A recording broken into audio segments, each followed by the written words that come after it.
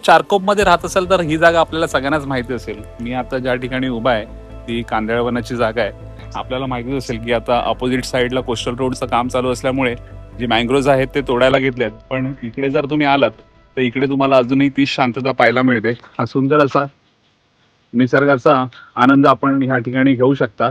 आणि इकडे पुढेच एक शंकराचं मंदिर आहे, ते मी तुम्हाला आता दाखवणार. आणि तिकडून कधी कधी पागोडा व्ह्यू पण दिसतो. पण आता जर पाऊस पडतोय तो व्ह्यू दिसेल की नाही माहिती नाही, पण आपण एकदा ट्राय करूया आणि जाऊया तिकडे. तुम्ही इकडे पाहू शकता, इकडे आमराई पण आहे मस्त पैकी आणि इथे बरेच कमी लोक येतात. आम्ही चाललोय, अशी पायवाटच आहे जास्त करून, तर त्याच्यामुळे मी गाडी तिकडेच मागेच पार्क केली आहे. इकडे गाडीला जायचा रस्ता नाहीये, तर चालत चालत आपण चाललोय पुढे.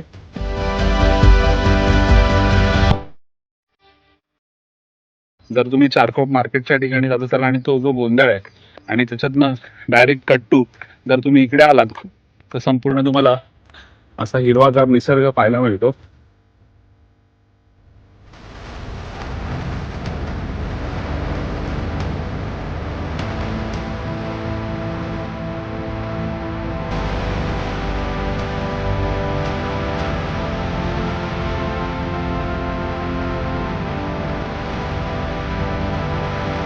तर माझ्या मागे पाहू शकता तुम्ही, तर संपूर्ण असं विपाशना सेंटर म्हणजेच पागोडाचा व्ह्यू तिकडून दिसतो आपल्याला. हा सुंदर असा व्ह्यू जर तुम्हाला अनुभवायचा असेल तर ह्या असं लोकेशन मी माझ्या कमेंट सेक्शनमध्ये टाकतो आहे. तिथून तुम्ही ते स्क्रीनशॉट काढून कॉपी पेस्ट करून या जागी तुम्ही व्हिजिट करू शकता. तर चारकोपवासियांना ह्या जागेबद्दल जर माहिती असेल तर कमेंट सेक्शनमध्ये यायला विसरू नका. मी बऱ्याच मुंबईतल्या अशा ऐतिहासिक आणि अशी धार्मिक स्थळं दाखवण्याचा प्रयत्न करतो जी लोकांना माहिती नसतील. आणि अशाच नवीन नवीन व्हिडिओसाठी माझ्या चॅनलला फॉलो करा. आणि हा जर व्हिडिओ आवडला असेल तर जास्तीत जास्त लोकांपर्यंत शेअर करा. हर हर महादेव.